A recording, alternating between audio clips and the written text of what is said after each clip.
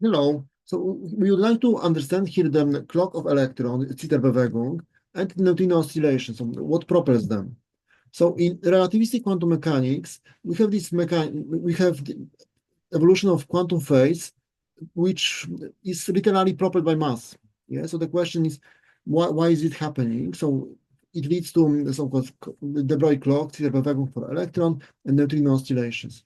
So I propose this kind of mechanism, which uses this kind of term in Hamiltonian that literally the spatial structure of particle, that is the phi, gives tendency for a time evolution of psi, some couplet quantum phase. Yes, because of this kind of term, curvature coupling inside Hamiltonian with negative term. So why curvature here? So we start with reparation of electromagnetism, that the standard Gauss law returns a charge being a real number, while in nature we have integer number. So we need the quantized version. So to get it, there is this Gauss-Bonnet theorem, very similar to Gauss law. However, it gets topological charge, which is quantized. So it has built-in charge quantization. So for this purpose, we need to use this formula, which is the curvature as electric field. This way, the Gauss law which calculate the electric charge. So this is the Lagrangian I'm using. So it uses electromagnetic like F mini plus potential for a curvature for F tensor being a curvature of some deeper field M. This deeper field M describes shape of such molecule-like field. So now we get the curvature squared terms inside the Hamiltonian, and it turns out that for index like here F calculating Hamiltonian from Lagrangian, we also get this negative curvature squared. So there appears literally this negative curvature squared, which allows for both for clock propulsion for particles and also will lead to gravitational mass for the particles.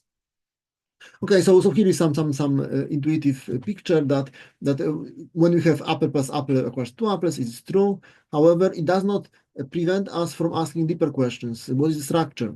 And this is similar to Feynman diagrams. So we have Feynman diagrams, which is some discrete abstract situation, and we can ask what is the non-perturbative field inside, and from the other side we can describe this continuous field configurations, the dynamics with abstract Feynman diagrams. Yeah, so this is just perturbative approximation, some effective description, and we can ask for the deeper non-perturbative picture being field configurations.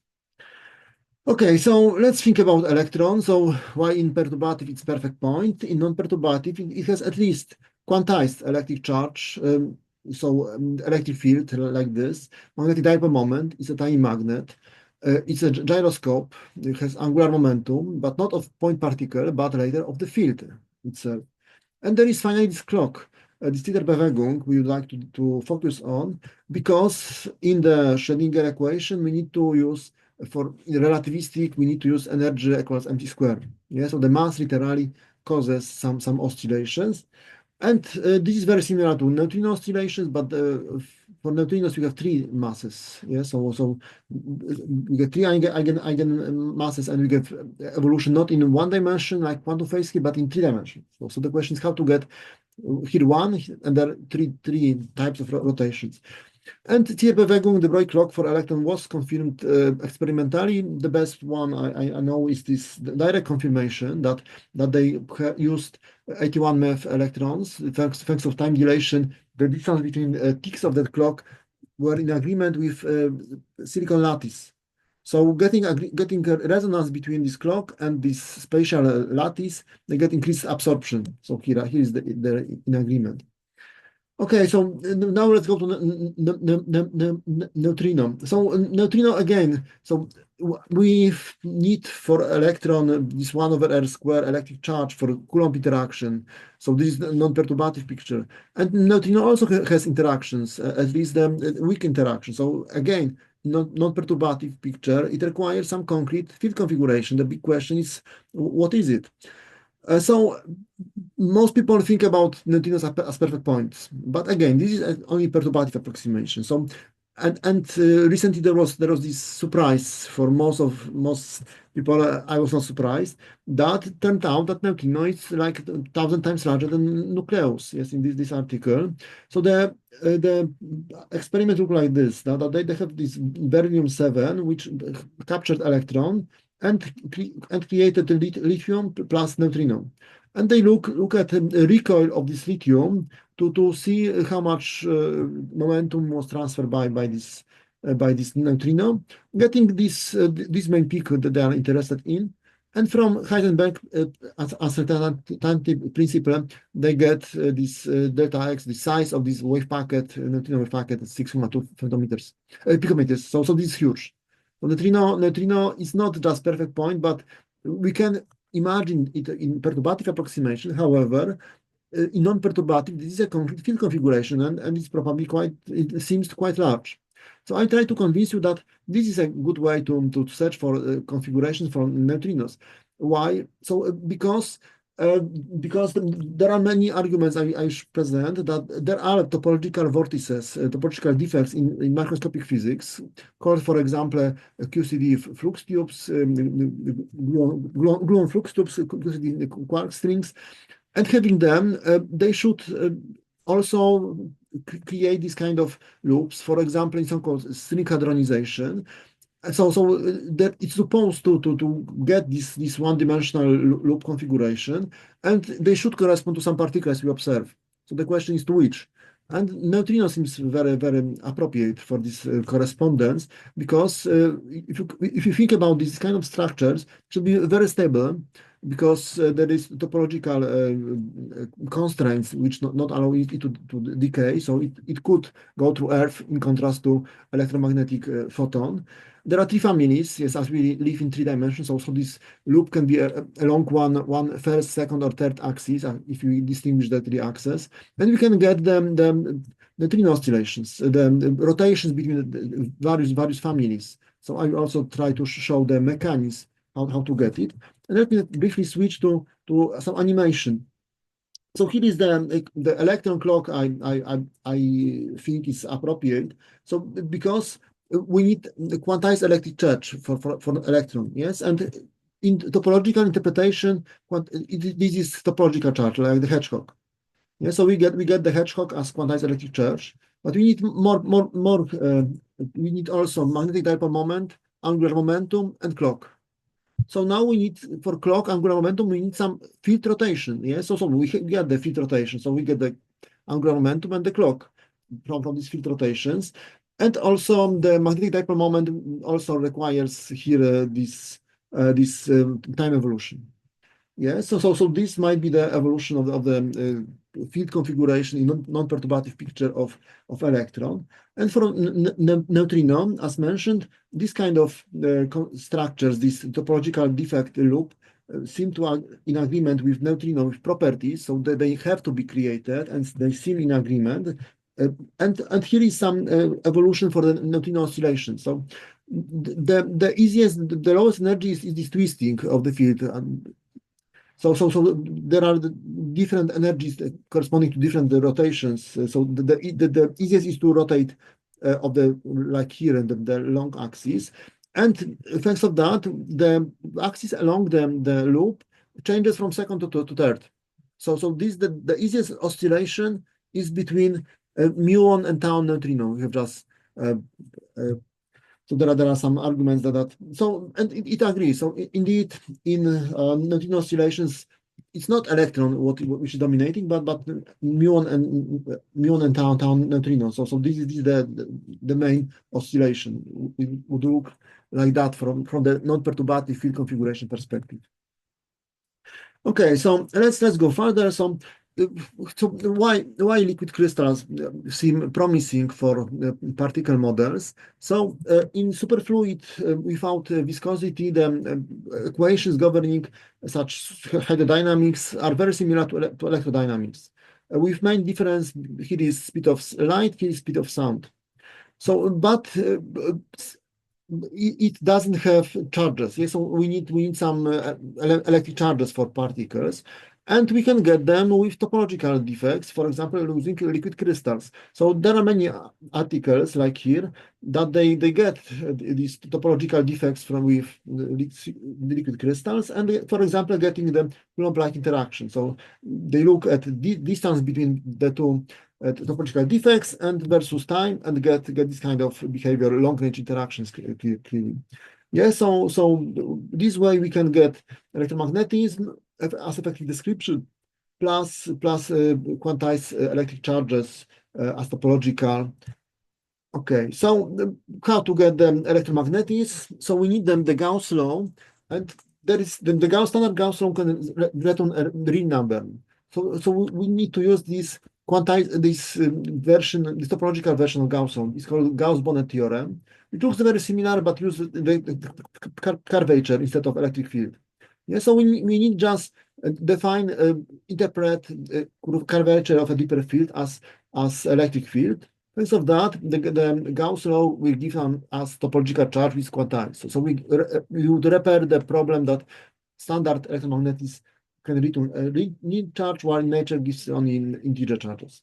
So here is the basic approach from Martin-Faber. So we can imagine that there is some deeper field of unitary vectors. We define its connection, its local rotation as gamma, affine connection.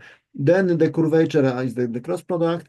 And finally, we can use standard electromagnetic Lagrangian using the curvature instead of F tensor. So this way we get electromagnetism. However, standard interpretation would give magnetic moments, magnetic monopoles here. So to get electric monopoles, we need to use dual formulation. We need to switch electric and magnetic field.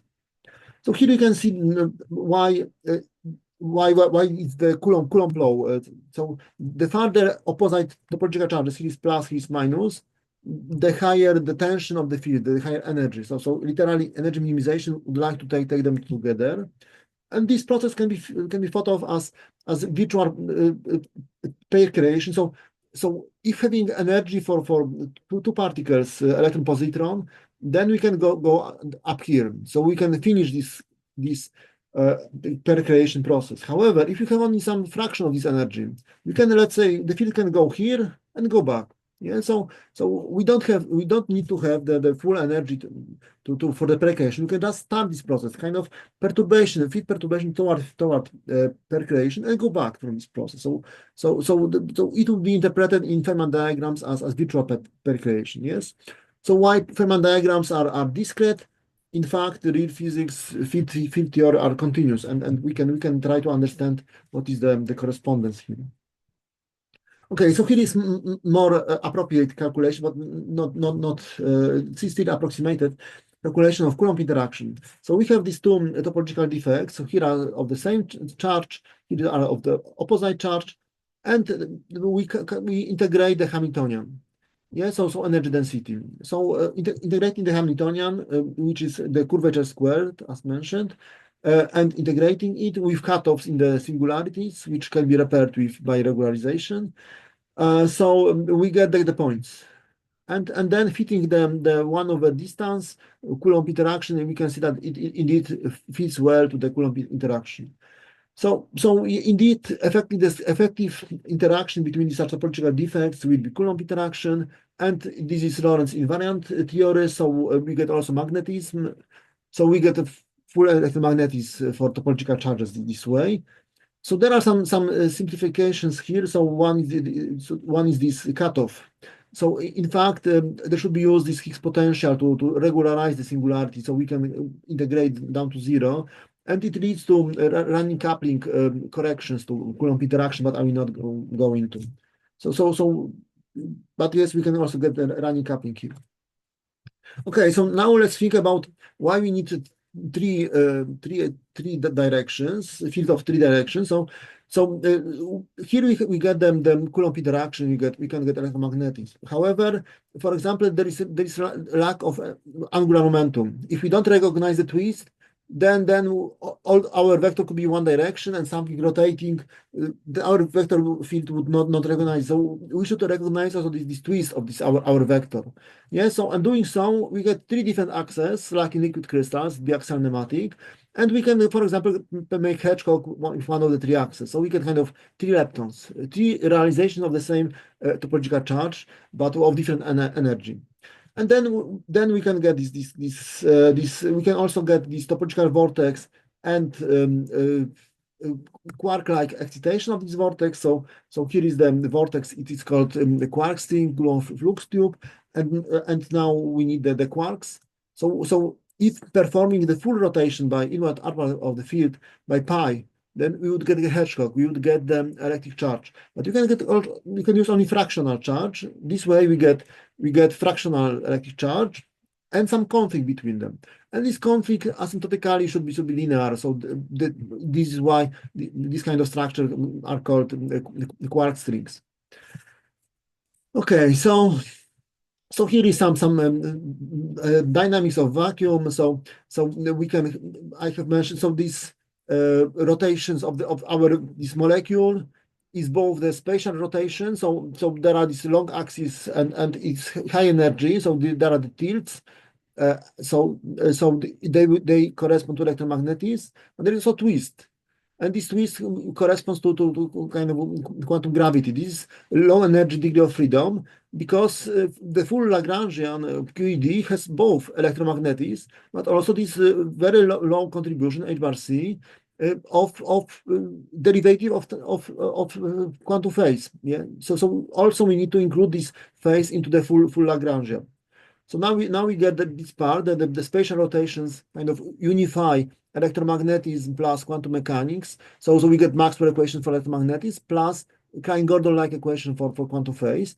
And finally, there is for Lorentz invariance. There are also boosts.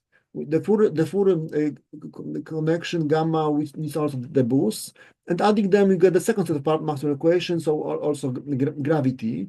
So this way, this vacuum dynamics, this SO13 Lorentz group, automatically unifies electromagnetism, quantum mechanics, and this approximation of gravity. Okay, so we can also get gluons, weak interaction, but let me skip it. Okay, so let's go to the simplest model. So the simplest model is sine Gordon is one-dimensional models like here. We have lattice of pendula, and so they want to be down, but there is also down 2 pi further. And there's some, it recreates half of particle physics. Yes, we have quantized charges. There can be one twist or two twists. To destroy it, we need to annihilate with the opposite.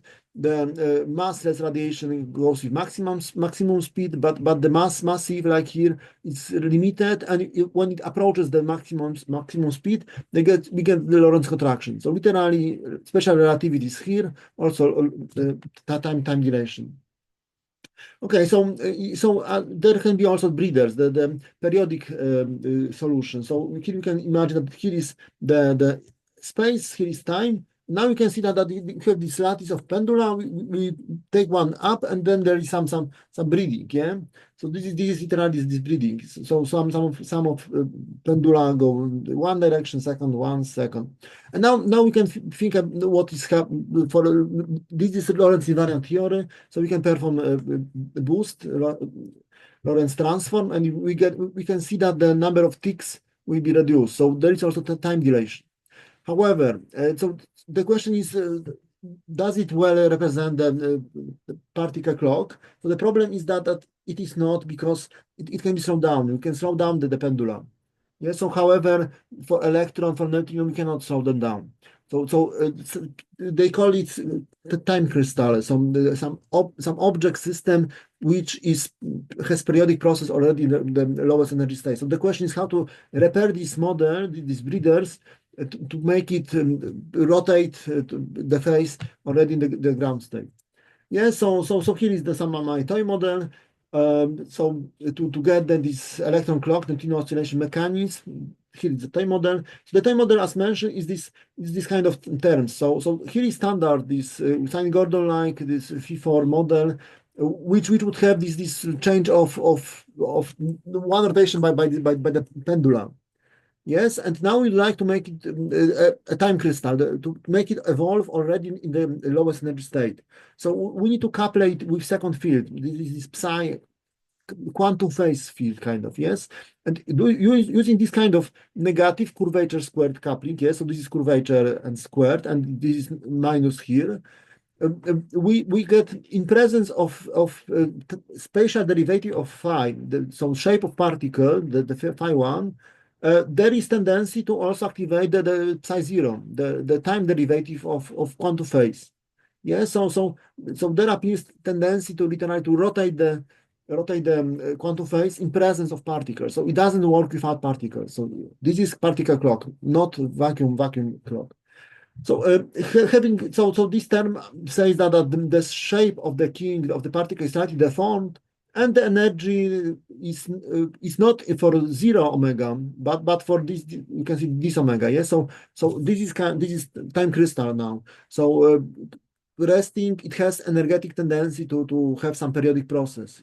So we can also show it like here, that there is this phi times e to I times psi, getting this periodic process. Yeah, so we get literally time crystal king, a king which structure itself gives energetic tendency for periodic process of quantum phase, like for electron and neutrino, and generally called time crystal.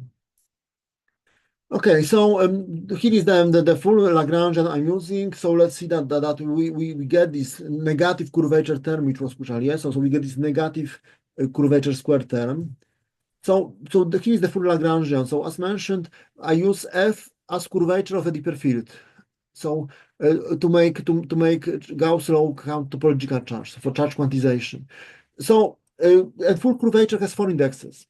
So for having only 2 indexes, we have this F mini standard electromagnetism, and now going from Lagrangian to Hamiltonian, you get only positive terms. However, having 4 indexes, going to Hamiltonian, we get also negative terms. Yeah, so it turns out that we cannot avoid.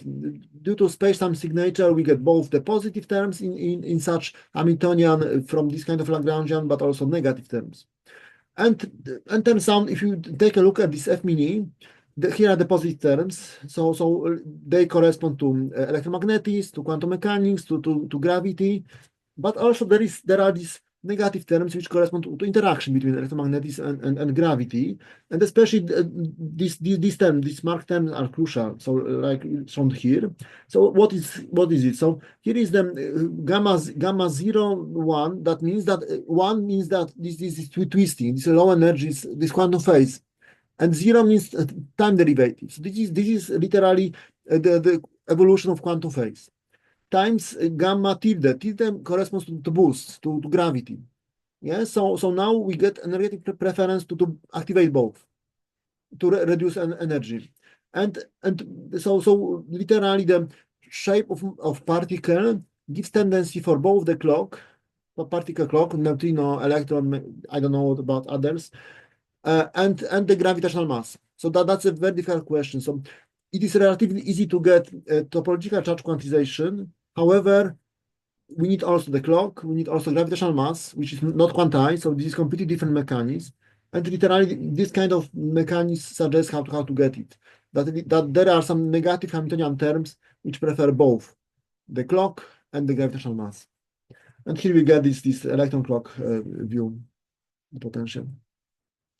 Okay, so having the clock, so thinking about the topological defects of liquid crystals, we could get these domain walls, but for liquid crystals we can avoid them because field rotated by pi is the same field. So, but we need the vortices and the point-like defects. So the point-like defects in dual formulation can be interpreted as electric charge, as we do. And the vortices, as mentioned, there are also quite necessary for especially for QCD. So they are called these QCD, the quark string gluon flux tube. So they connect to quarks. And so this is situation with quark anti-quark pair, we've connected by this quark string, this topological vortex. and creating the conflict which leads to this asymptotically linear interaction between the quark-antiquark for confinement asymptotic freedom. So then there is very popular, there is in LHC collisions, they use for simulation this so-called string hadronization. They assume that there is created such quark string like here, and it finally decays into particles. Yeah, so this belief, so they usually use it as effective, but going to non-perturbative, the shape of this quark string is topological vortex. I haven't seen any other approaches. And so we just need to find the correspondence. What they see in LHC collision with particles, and what topological defect can decay into. Yeah, so we need just to find the correspondence, and thinking about it, it brings look perfect agreement. Okay, so some more arguments that they require this one-dimensional structure, these topological vortices. So here is one that. There are some called halonuclei that, like lithium 9, that there are two or one neutron or proton, can be also proton, in large distance, stable for milliseconds, and this is many times larger distance than of nuclear force. So the question, what binds them? So the only reasonable suggestion of the mechanism, the field configuration I could think of is the topological vortex. It's literally going to them. And so further, there are these cosmic strings that having just quantum phase, it allows for these loops where there lines where there is the quantum phase rotates by 2 pi, for example. And finally, there are in science corona they see these shining lines, and the question is what they are, why they are so stable, why they are not dissipating. In the book about them, I have found only that they don't know, but they suspect that they might be of topological nature.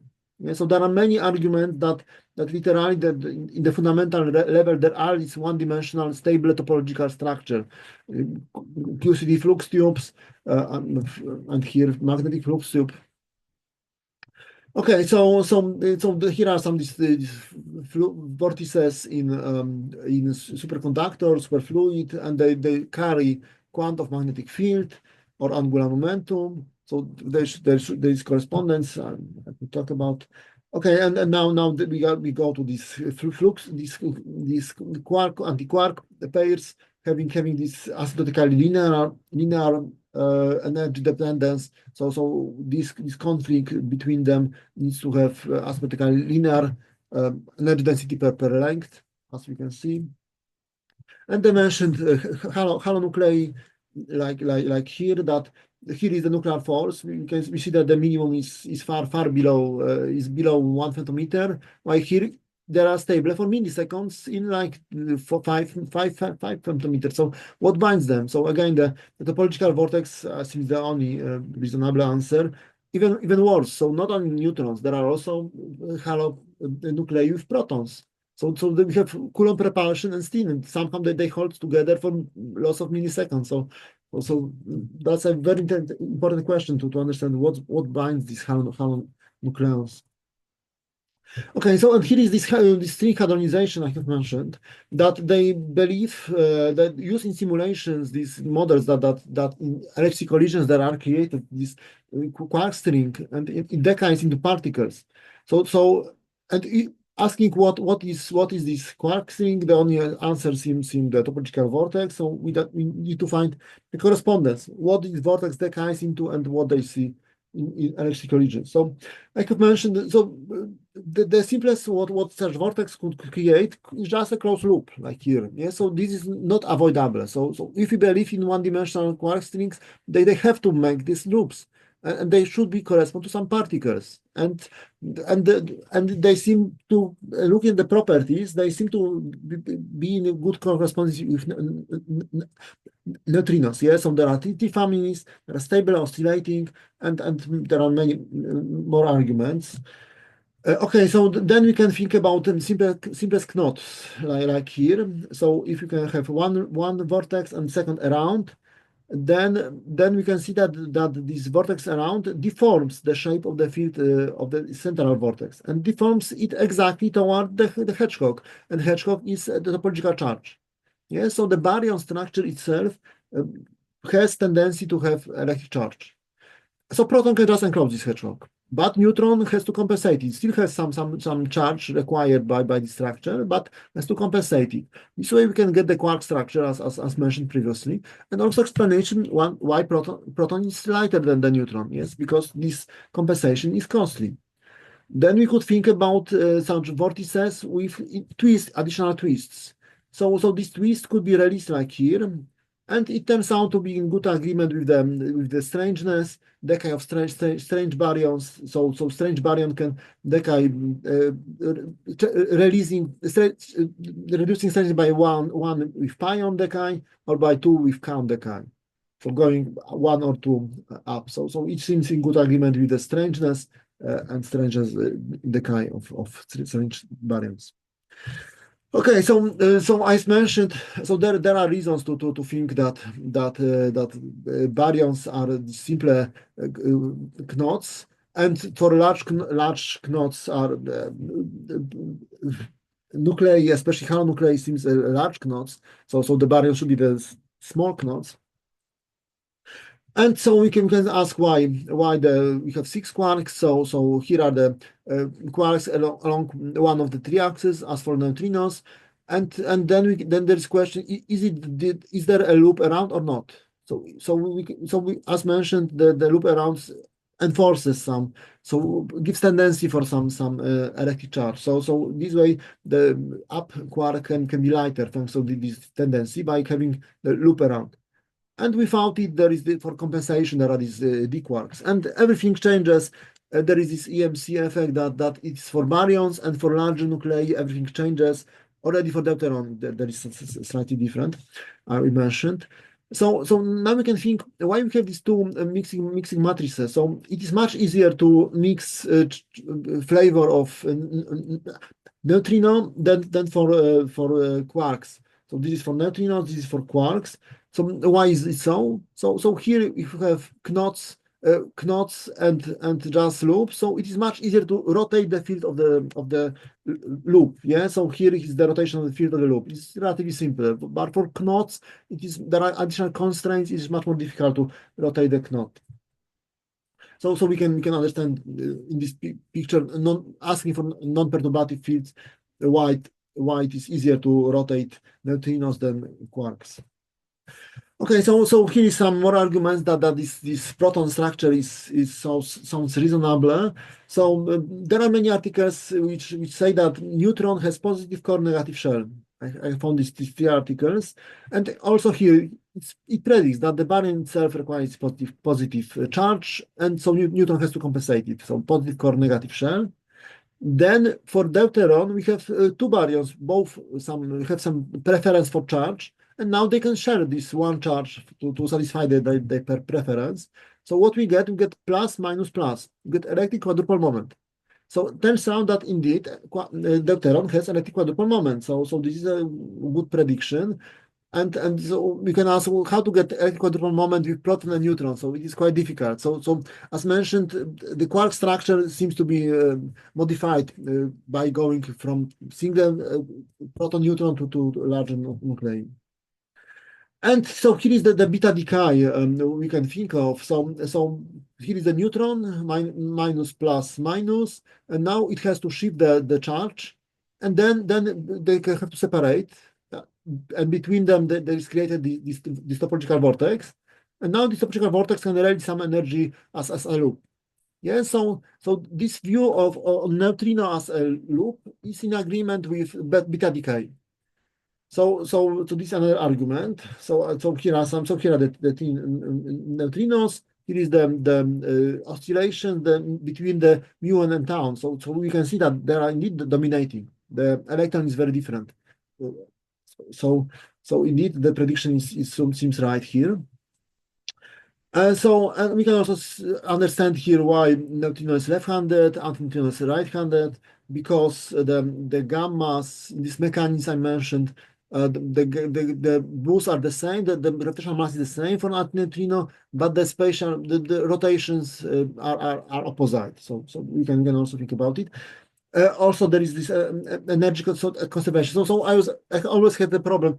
how particles of different masses could transfer between each other. So without violation of energy conservation. So here we have energy density per length. So here it can oscillate, but also change the length of this loop.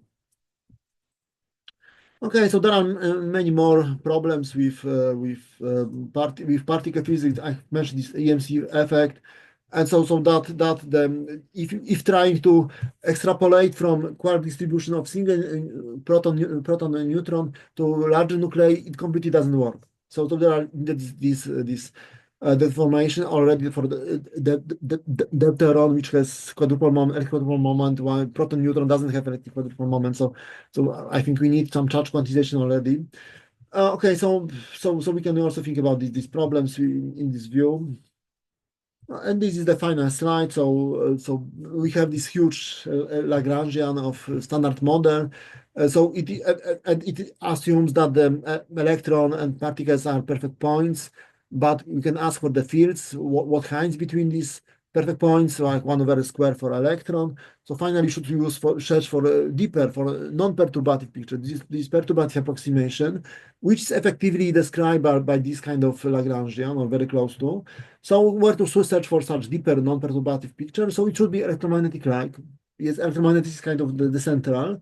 And so this one like that, it's electromagnetic light, but also slightly larger. So it also hides topological charge quantization, and also has unification with quantum mechanics and gravity.